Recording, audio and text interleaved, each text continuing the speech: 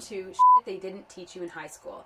This show is dedicated to helping you go talk to your banker, your financial advisor, your insurance salesman without looking like a big dork, like an idiot. You clearly don't know what you're talking about. No frickin' idea.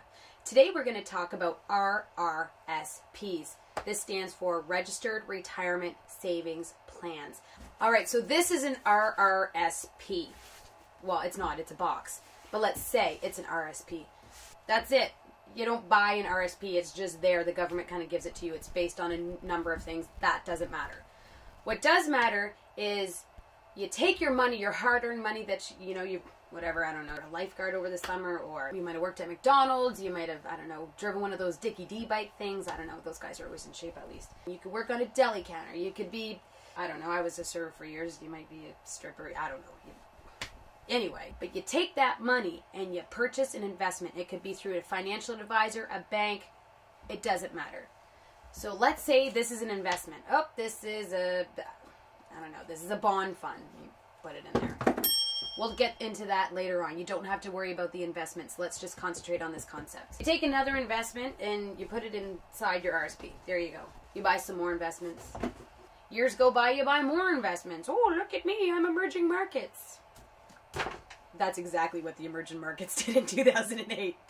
Anyway, so you buy these investments, you put them inside the RSP, and they grow. Well, hopefully, if you have a good financial advisor. Tax deferred, however, the government will always get their money.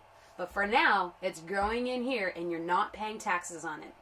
When you're 55, if you're good, if you're 65, if you're all right, if you're 75 when you retire because you really sucked and you didn't get started on this early enough, you start pulling those investments out, and that is when your income is at its lowest, and that's when the government is going to take less tax from you, less tax off your income than they would have done when you were working and earning that money to put it into these investments.